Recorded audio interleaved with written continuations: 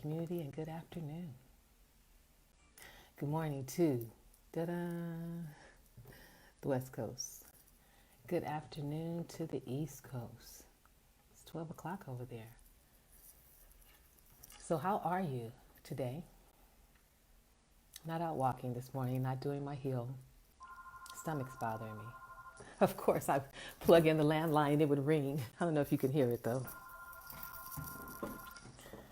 So how are you? I actually looked at the news last night. I don't know why, for too long.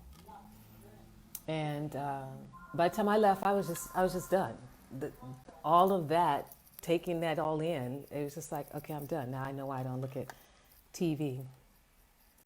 And so, but it left me with a lot of emotion. So how are you today? Let me know. Hashtag replay. How are you? What's going on in your world? I really don't have a need to be out running around doing everything. And what I would want would probably be around the 6 feet of distance. So if I can't hug and do whatever with people, I might as well just stay put. But, you know, one of the things I rarely ever talk about, I don't think any of us really talk about it that much. We just are here, is being black in America. And because I think part of the reason why I know I don't talk about it is because nothing's going to change. As long as I've been living in America, it really seems like nothing changes, particularly when the Senate, the White House, those establishments up there continue to be primarily male and primarily white. So, but it's an extra load that you carry in America if you are, and I want to say a person of color, but I'm not even sure that it's that. I don't know that I see on the news where Latino young men are being killed, or their Latino husbands and fathers are being killed, or Asian husbands and fathers, or Armenian husbands and fathers and sons are being killed on a regular basis. I mean, if we went through the list, someone was talking about Trayvon Martin. Trayvon was like 8 years ago. So we've been dealing with this the whole time we've been on the planet. At least I've been on the planet. And it's just an awareness and a heightened sense of being on guard that you just live with all the time. You can't really let that guard down, because the thought is if you let your guard down, that'll be the one time something will happen and then you'll get caught in a trick bag. So we just live with it. And I know a lot of people just put their heads down, do the basic, do the work, do the kids, come home, and then that's it. It's like, let me just get through this day. And I think many of us do. And that awareness, part of not talking about it is because you don't have to feel it. When you talk about it, then you can feel the heaviness that you live under. You can feel the alertness. I mean, I'm always alert because I'm usually by myself. I keep Mace with me. And I'm always mindful. I'm always looking around. I'm always assessing to see what happens. If something happens, can I move? Can I get out? Who might help me? Who might be there to say, hey, stop, support me, leave me alone? And I'm never sure that I necessarily have that. I'm never sure, like when a policeman stops me, what might happen. The last time a policeman stopped me about 6 months ago, I literally put my hands up outside the window so he could see. And even when he came back, he said, man, you put your hands down. And I just kept them up inside the car, because you don't know who's who that's wearing a uniform anymore. But we never knew it. But see, then I think because we lived in our communities, I had an incredible black community I grew up with, and it was all wonderful and fun and fussing and fighting and laughing and playing and all of that. You come out of that and take that into the world only to realize that doesn't exist. You don't get that sense of comfort that, you know, that person. And when I was growing up, if something happened, everybody came out. Everybody responded. When my mother was in a car accident up the street and I screamed real loud, mama, mama, mama, while I was running down the street, all the neighbors came out. I mean, that's what I grew up with, was that neighbors came out, people participated, we talked, we laughed, we joked, we got mad at each other, but that was the comfort that I grew up in. And then you come into America, you step out into the world, you go to college, and you realize, oh, wow, this is nowhere near what you might have thought it was going to be, because no one could prepare you for college because none of them ever went to college. And then you feel like, wow, here I am again, but this time I don't have that comfort and that support that I felt in my community. Now I'm in the world. And now I'm being judged. Now I'm being judged against a background that really should be pretty stellar, and quite honest, and being honest. America's background around black folks should really be quite stellar. But instead, it's been hidden. You know, the inventors, the creators, there's so many things that black people contribute to America that America just will not even put in their books. It's continuously, let's present this race of people as not good enough, not worthy, just the scum of the earth. So then as you begin to get out into the world, you realize, oh, this is what they were trying to tell us about. But they really didn't tell us about it because they had never been out there per se. And you notice how your professors treat you and what they say or they don't say. And then I went to a master's program in Sacramento and ended up in a complete battle for my master's degree with two particular women there, who decided that because I'd gotten a D in one of my core courses, that I needed to drop out. It was mid-semester, miss that semester, come back the following September, and then take the courses I needed plus that one course. And I was like, no way, you don't understand. First of all, I didn't even know I would be here at a master's program. Second of all, I have to keep going to school. I don't get to stop and go home and come back. That won't work. And it was the first time I really had an upfront, in-your-face racism, because there was no reason for them to say that I had an A average. I had one D. There was no reason to say kick me out and come back. And so I stayed and I fought it. And I had never had to fight what felt like an establishment before, but it was really just the beginning. And I'd have to say, there were white students who helped me. So if I had to say anything today in my Saturday solace, because my stomach's bothering me, is we can't do this alone. We've been trying to do it. We've been trying to be the best citizens that we could be. You know, I hate that the premise that everyone has about African Americans is that they're lazy, and I guess we rob people and we steal people, and we are really some of the most gentle people on the planet. We won't fight back. People say, why you burn your own stuff? Well, we used to burn our own stuff in our own community, but now we don't have a community. So in the communities that we live in, other people have been allowed to come in and set up their businesses. So we burn in our own community because we're burning up other people's stuff. We weren't allowed to open up businesses. Even back in the 60s and 70s, I can remember when the Latinos and the Asians came into our communities, and I kept thinking, why does the black people don't have what they're supposed to have? So, but we can't do it without everyone helping and supporting us. We can't do it. We just cannot. They won't allow it. There's so many African American men in prison. We just can't do it. And the piece that no one talks about, which is so amazing to me when we talk about Black Lives Matter, so much of that got narrowed into black male because there's Trayvon Martin and all and on and on and on. But no one talks about the black woman. No one says anything about black women. When they say Black Lives Matter, they're talking about black women too. Women who are being trafficking, women who are being killed and murdered. Nobody looks for them. No one looks for the black young girls who are disappearing off this planet. Do you know how long black girls have been disappearing? And no one looks for them because if it's up to the media to report it, they won't report it because they don't care about us. So we can't do it by ourselves. And for those people who say, well, why don't you go back where you came from? Excuse me. We didn't ask to come here. There's not an ancestor that I know that I could speak to and talk to in the stillness of meditation that says, oh yeah, we just jumped on the planes and wanted to come. Excuse me, jumped on the boats and wanted to come. That was not the case. So please stop telling us to go back where we came from because we didn't bring ourselves here. It's America's responsibility, even though it does not want any responsibility for it. But we can't do it by ourselves. As I keep saying, when we're looking at what to do next, and we set up our marches and protests and everything, if you look at Martin, the one thing that Martin taught us is that we can't do it by ourselves. Those people who marched with Martin Luther King, they weren't all black. There were people from all over that came to be a part of that. So we need all of you from all over to be a part of this with us. We're not making it up. We're not all bad people. We're not always the problem for the police. We get drunk and hang out just like everybody else. We have our family and our friends over and we party and we're loud just like everybody else, except for a few people. I know there's some cultures that don't get too loud. And I know my people are very colorful and they get really, really loud. I was just thinking about the lack of thought as I listened to some young men talking in my office yesterday.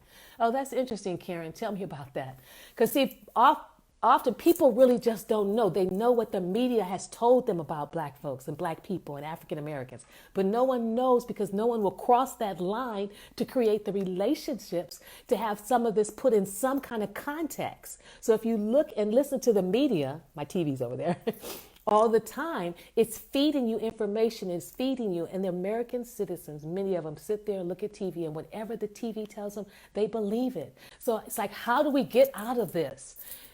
If America keeps feeding them the same stories over and over and over, how do we get out of it? You tell me, how do black people get out of it? I mean, the women clutching their purses in the elevators because of the media. I don't know of anybody that's run into an elevator in somebody's hotel or something and snatched the white woman's purse and ran away. Is that something being reported on the news in the years? So all of the notions that people have when it comes to what it means to be black in America is basically no good, lazy, broken homes, whole bunch of babies, and on welfare. Even Barack being president doesn't count, technically. They're like, oh, that was a fluke. Oh, he's not the way everybody is. He's just special. Or Michelle, oh no, that's a fluke. You don't know how many black folks have gone to Harvard and walked in there on their own credit. Didn't pay anybody any extra money. Didn't try and get any deals. You don't know how many people have gone to the Ivy League schools that are of this complexion or darker. You don't know. They don't give you that information. How often do you go to the news and it says, these are amazing things that people are doing on the planet, and it's all about black folks? Everything that the media feeds you regarding African American, black folks, Negroes, niggers, whatever they want to call it this go round, is from the media, and it's negative. The stories in our history books. I remember my son was studying history and he said, Mom, well, where is black history? I said, America ain't put no black history in their books, honey. They just put our history, just wrapped everything all up in there. He said, well, where is our history? I say, those are America's books. America chooses to put what it wants to in its book about certain people. Are all the inventions that we made in the books? No. We had to create our own books with all the inventions, from the peanuts and the popcorn and everything else. People don't know that. We don't get credit for that. The only credit it seems that we get is being bums, being lazy, don't want to work. So we need your help. We can't do it by ourselves. We cannot get the systematic racism that's ingrained. It's just like, we can't take our protons and neutrons out of it's just ingrained in America. America has programmed the average American for that truth. So then what do? I fought for my master's program. It was the hardest fight. I could not imagine. And I remember when she said, well, you need to come back next year and do this again. I was stunned. I'm like, come back next year? I have an A average. Why would I come back next year? And that was the only recourse they gave me. They didn't even tell me that I could petition it. They didn't even tell me that I could fight for it. Someone else told me, one of the students told me. So I know we can do it because when it came time for me to fight, the other African-American student in the class was quiet. And I understand that. See, we understand at times we have to be quiet. We understand that sometimes when it comes time for the fight, our brothers and sisters may not stand with them because they're like, baby girl, I'm sorry, but if you go down, I go down too, and I can't afford to go down, so you're going to have to fight this one on your own. So we're aware of that. We're aware that that's what happens, particularly for African-American women. But I will never forget Sandy, white girl, good friend, her husband, Tim, another 3 or 4 white folks helped me when I was going through a disagreement in my master's program. And it was 2 white women who were over the School of Social Work. And they had decided on their own, because they were the chairs, that 1 D that I had gotten meant that I needed to go home from Sacramento, come back down here, and then come back in a year. And I don't know if you know what that means, but there's no way that happens. You keep going, you keep moving, you keep taking steps. You don't come back and then try and come back again. But that was who helped me. It was white folks, Sandy and Tim. So we can't do this by ourselves. And we can't do it relying on the media because the media distorts everything. Remember, there's only 3 or 4 families that own the media and none of them of any color. So, and when you sit and you thought, oh, it can't be that bad. It is. We don't say anything. Why? Who cares? Well, to each other maybe. But it is that bad to have to carry an extra weight on you. And I carry it less, I'm sure, than most people. My spirituality, my awareness and relationship with God, life, and the universe is so big for me that my tears, more than anything, is that we can't come together. My tears is that we are amazing people. What is wrong? Are we just all in a trance, and are we all afraid that if we help each other, what, America's going to crumble? What are we thinking? We are amazing, powerful, beautiful people. And yet we want to pick and choose and take sides, and this person's good enough and that person's not good enough. And, oh, no, we'll put them over there. Oh, they're bad people. Oh, the gay people are that. Oh, the homeless people. What? We're all people. We're all human. It would have been great if America created itself, and I've made that a small a instead of a capital A because it's not acting like a capital A.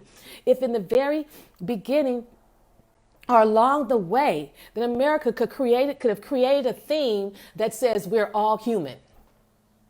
Not all this little dividing up the pie. Black American, African American, and I don't know who names us. Native American, Asian American, Latino American. Why got to be all that? Based on colors. Why couldn't we just have been, we are all human? Humans, humanity. That's what this is about. So I did my fight, and in order to get that degree, I ended up, and because I was doing so good my first year, I'd signed up for a special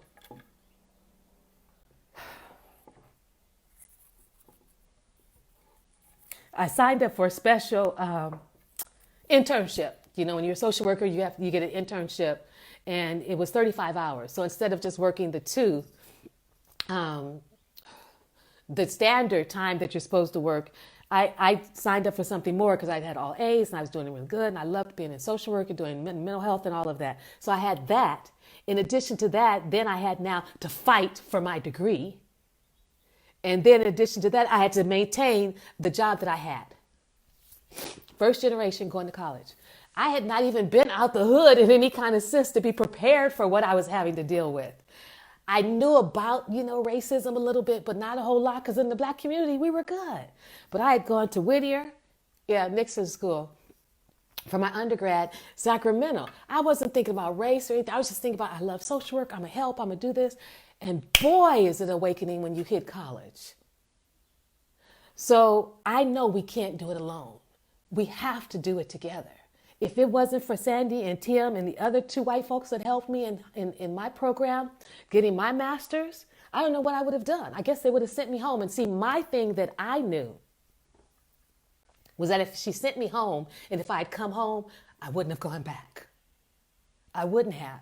So as difficult as that year was, from January when they had started this and I was going to graduate in May, I had to take a double load of everything.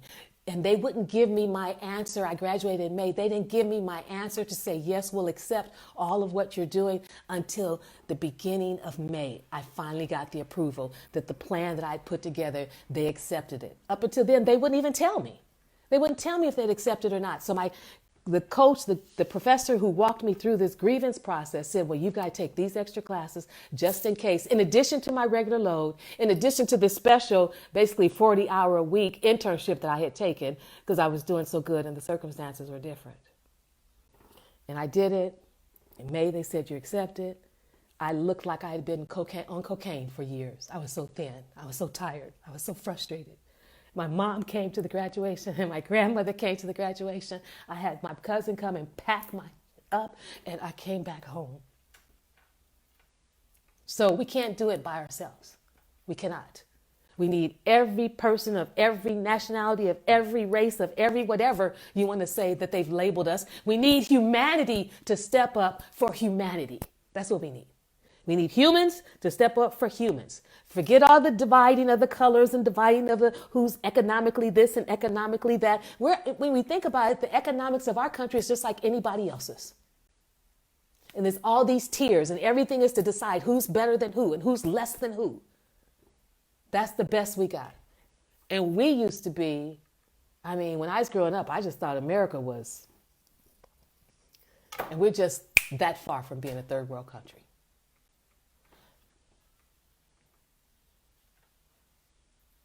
So the question becomes, what do you do? And trust me, America, we asked ourselves this question on a regular basis.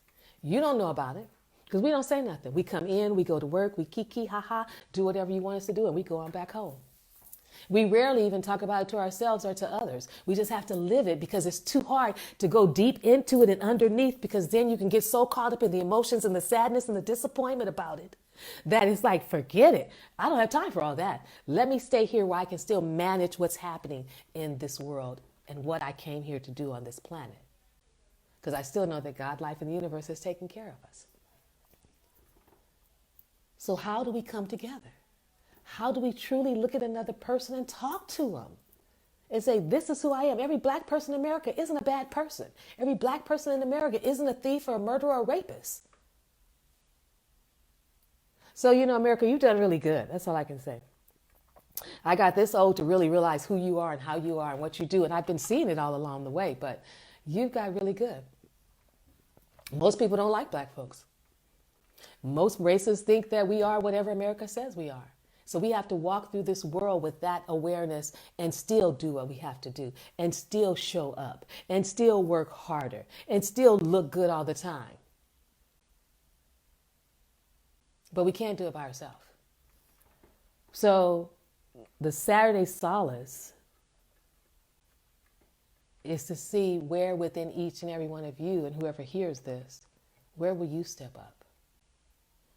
Those young people walking in the street yesterday, I looked at the news and I don't see how you guys look at the news. They were fanning the flames. By the time I got through, I was going to be in tears on the floor, just laid out saying, oh my God, what can I do? Let me just die, kill myself, because oh my God, it's so terrible. I looked at the news, I looked at those young people, and I thought I'd go down there and march with them. If they knew where they were going and what they were going to do, because I know marching down there, I could end up in jail or dead. You can't even march in peace anymore. And it was just them, and I thought, you can't do it by yourself. We cannot do this by ourselves. It becomes a matter of who's going to join with us, who's going to help change the legislature, who's going to stand just like people stood there. And I don't know what I would have done, but it's a lot to stand and watch police do something, and you're trying to figure out what can I do, and at the same time you have to evaluate. If I get involved, okay, who's going to take care of my son? If I get involved, who's going to take care of my bills? Because I'll probably have to go to jail. And if I'm in jail for a period of time, who's going to get me out? There's so much to assess when you want to be a part of the movement and the revolution, so to speak. But I looked at them and I just said, we can't do it by ourselves. We cannot. And burning up stuff and tearing down stuff, that's not going to solve it. We've done that enough. I've seen the Watts riots. I've seen Rodney King. I've seen the Black Panthers. America has systematically killed anyone who's come along to try and give us support and leadership to be the best that we can be under the circumstances that we live. The only person that I knew they wouldn't shoot, and they didn't, was Barack Obama. That would have been something that America never could have lived down. They had to deal with it. And the fact that he got in twice, they were done, but there was nothing they could do. They would not assassinate him. They did not want that. They're not going to assassinate Trump either. We can't do it by ourselves. We can't. We need to do this together. But don't think that it's not difficult for a person of color in America. That's African American, Black, Negro, whatever you are choosing to call us, because you all have your names. And you wanted it that way. You made it so it would be difficult for Black folks in America because you didn't want Black folks to make it in America. You wanted us to come. Our ancestors built the country, and then it's like, how do we get rid of them? And you've been trying your best to get rid of us ever since. You've been trying your best to get rid of us ever since. And I think in your mind, you figure we'll attack the Black male and the Black youth. But what we're forgetting is the Black woman. You forget how many Black women go missing. Do we forget the woman that was in her house with her, what, niece, nephew, son, grandson, playing games and was shot through the window by a policeman? Nothing. No gun, no arm, no stop, no disrespect, no yelling, no nothing. She was doing nothing and got shot. And you think that gives us comfort in police? We need you. We need you. And I know all of you won't do it because some of you actually believe everything you hear. You haven't talked to a black person in your life, but you believe what the TV tells you. I got sense enough to know TV ain't telling the truth. The whole thing is about making money any way it can and dividing and controlling. Media is about controlling and manipulating, just like in all the other countries. Just like in all the other countries. So we take some solace to regroup. The crying, the reality of it, of what America wants the reality to be, is too deep. It's too much. But if you step into something bigger and greater, and I move to God and say, okay, God, I know you got this. I know this looks just the way it's supposed to look, that you're always here because you're breathing my breath and you're beating my heart. But the concept of who we could be, how great this country could be, if we could come together, if we could work together, that dream that I hold for America with a capital A just seems to slip further and further and further away. But then I'm talking to my son and he's talking about a whole lot of new things they're talking about. And I thought, okay, maybe there's some hope. Maybe they'll be able to do it. Because they're already doing this. They're not separated. They're already kind of coming together like this. And so maybe the next generations will be able to make some changes. But we can't do it by ourselves. We need each other to make this happen. And if nothing else, for Mr. Floyd's transition, he gave us another wake-up call. But more importantly, I think he's given, I want to say white America or America, a wake-up call to see what America really is about and what America is coming to. And that we have to do it together or else we won't be able to do it at all. And the fact that I'm a mentor, I'm a coach. A lot of my peers have said that at their dinner tables, they started having the conversations. And that's good. And they're all white. They're all talking about how at their dinner tables, they're having the conversations. What's going on? What are we going to do? How are we going to do it? And all I want to say to any of you who hear this is we've got to do it together. I will meet whoever in the middle of whatever. Maybe we need to meet somewhere like they did Woodstock years ago, or like they do Coachella. Hell, instead of getting together for Coachella to play music, let's get together for Coachella to build community.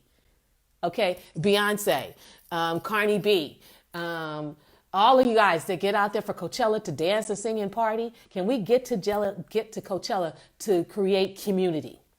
That's what we need to do. Let's create communities. Because when you go to Coachella, they price it so high, so we know only certain people can attend. Well, let's create something where we all come together in some open space and create community. That's what we need to do. And look at each other and talk to each other and sit with each other and understand each other. Because we don't know and they don't know. And on one hand, we can say, well, they need to learn, and they do, because we have had to learn about them. We've been studying them ever since we hit this planet. But you only learn about what you care about. And we have no value in America, as far as America is concerned. The greatest value is probably the women, I guess, if we take care of the kids and if we cook the food. But we really don't. So we must look at how do we build community and fast and organize it in some kind of way so that when there's a march with anybody anywhere, there is a multicolored march that says to America, see, America would be scared if we joined forces. America would make some shifts and changes if we joined forces. But America knows it's doing a very good job at manipulating us and keeping us separate, and they'll never come together. It's amazing to me to sit and kind of watch what happens. But if we would come together, if we went to Coachella, not this summer, but maybe next summer, for community, for connection, for grouping, for meeting, for understanding, America would do something different. Just like it's no joke that we say if black folks went out and bought guns, America would change the gun laws. But the thing that gets me is we won't go do it. So when we have those kind of inferences, it lets me know that there's an awareness of the power that we do have and what we could do. It's just that there's been so much suppression that we don't think we have it. So we don't even try anymore. It's like, let me just keep my head down. I got kids to raise. I've got a house to take care of, and I'll be fine. But there's some of us who say, oh, heck no, that ain't the way you're going to do it. We got to do it better than that. We need to come together, create community, create connections, and from there move forward in making decisions so that we make decisions collectively and together. See, that's the one thing about coming together. We can make a decision. Some people go in this direction, somebody will go in that direction. But when we come together in community and connection, we can say together, this is what we're going to do. We're all going to vote this. We're all going to say this. We're all going to do this. We're all going to vote for this person. Now our power comes in a block. And now we have a greater and larger impact. Because now it's not just black people. That's what pulled Martin. It wasn't just black people. There were everybody, all nationalities walking with him. And it's the same thing that's required now. That there's all of us coming together. And then we decide together, collectively, who are we voting for? Who are we going to put in office? What are we going to do about this person? What are we going to do about that person? Who are we taking out of office? Do you know how powerful we the people would be? But we don't even use the power we have. So find some comfort this weekend if you're struggling. Take some time to maybe look at someone else and ask them who they are and what they're all about. America has its, in some degrees, so frightening for people that people don't even want to talk to each other, really. It's just like, let me go home, let me do my work, come home, just leave me alone. I don't feel like being bothered. So if anybody else has any ideas, let me know, because I'm good. I think we should go to Coachella. I know we have to be 6 feet apart for the next year or two. I don't care. There's enough space out there. We can have bullhorns, and we can create community. We create connection so that those people who want to know who we are and how we truly are and what our lives are all about and who we are as a people can really come to know that in a safe environment where they don't feel like they're going to be bothered. Because we know there'll continue to be people who are the way they are and think the way they think, because that's what makes them feel comfortable. I know some people in America are literally afraid of black folks. There are some people in America who have never seen a black person. There's some people in America who only know what the TV tells them about black folks, Mexican folks, Asian folks, and Latinos and Native Americans. That's their only history and their only reference. And that's scary. That's scary. So take some solace today. Some time to be still, to reflect on the country we're in. We're going through it. I still say it's transformational. It's still evolving. And this right here, erupting, I think is part of our evolving. What are we going to do now? What are we going to do now? It's right here in front of our face. What are we going to do now? What laws are we going to change? What positions are we going to take? And that's what we get to kind of focus on today in our solace and our stillness and our quiet.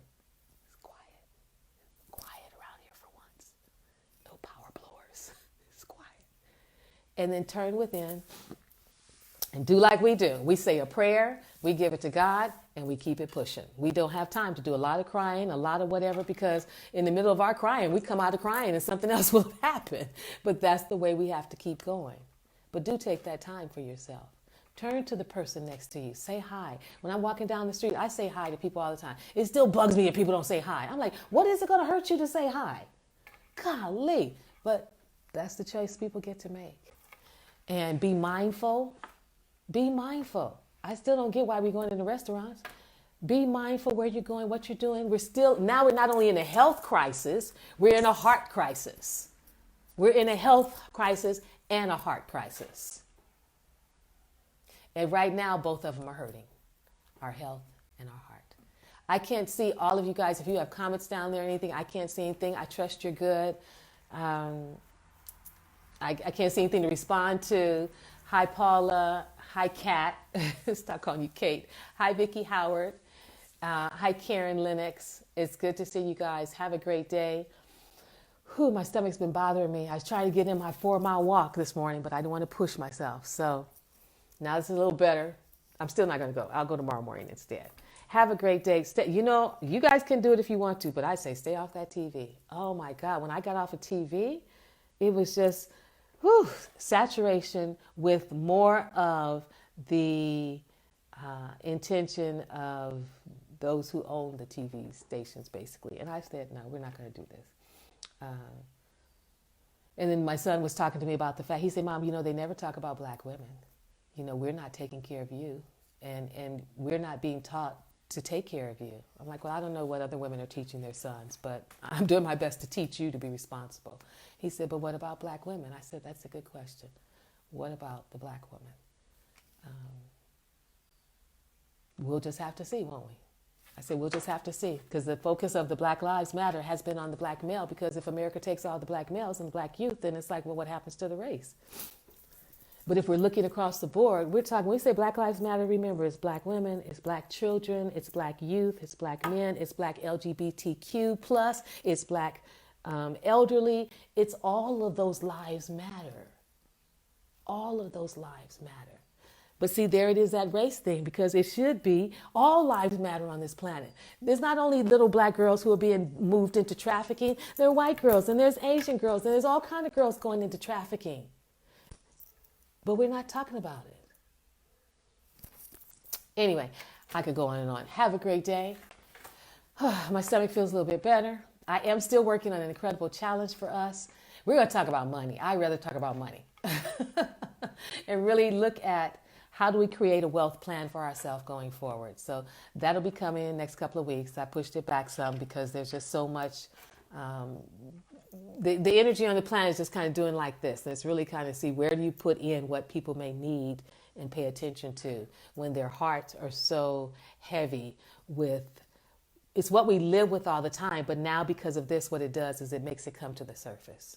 And we just have to cry about it, yell, scream about it. Please don't eat it away, and then let it shift, and then we'll be okay. Have a great day. Have a great Sunday. Have a great weekend. Take good care of yourself. Remember, this is a health crisis, and now it's a heart crisis. Take good care. Bye for now.